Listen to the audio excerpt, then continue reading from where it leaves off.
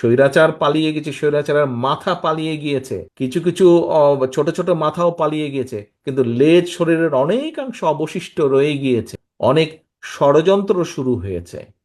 সবসময় দেখেছেন, সবসময় আপনারা খেয়াল করে দেখুন, যারা এই দলের সাথে বহু বছর যাবৎ জড়িত আছেন, এখানে আমার সামনে অনেকে উপস্থিত আছেন যারা শহীদ জিয়ার সময় থেকে এই দলে জড়িত আছেন। আমরা সেই 81 সাল থেকে দেখেছি, 81 সালের আগে থেকে দেখেছি কিভাবে জাতীয়তাবাদী দলের বিরুদ্ধে বিভিন্ন সময় ষড়যন্ত্র হয়েছে, দেশের ভিতরে এবং দেশের বাইরে, আন্তর্জাতিকভাবে। কাজে ষড়যন্ত্র কিন্তু থেমে থাকে নাই।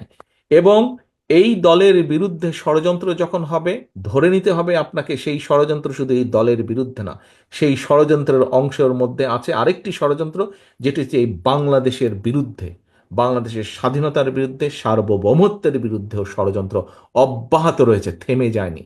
স্বৈরাচার পালিয়ে গেছে, স্বৈরাচারের মাথা পালিয়ে গিয়েছে, কিছু কিছু ছোট ছোট মাথাও পালিয়ে গিয়েছে, কিন্তু লেজ শরীরের অনেকাংশ অবশিষ্ট রয়ে গিয়েছে।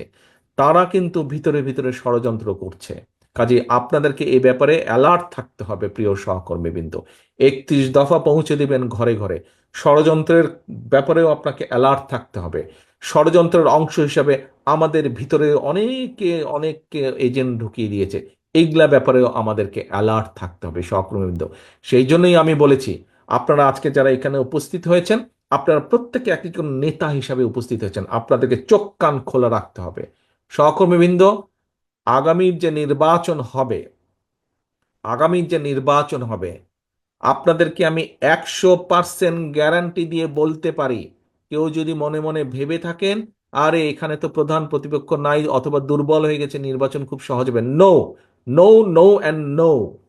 এই নির্বাচন অতীতের যে কোনো নির্বাচনের থেকে অনেক অনেক অনেক কঠিন হবে, অনেক কঠিন হবে। কাজে নিজেদেরকে সেইভাবে সহকর্মীবৃন্দ প্রস্তুত করুন, নিজেদেরকে সেভাবে প্রস্তুত করুন যে আগামীর যে কঠিন নির্বাচন, সেটি জনগণের সমর্থন নেই, সেই নির্বাচনের পুল ছাড়া যাতে আমরা পার হতে পারি, সেইভাবে নিজেদেরকে প্রস্তুত করুন।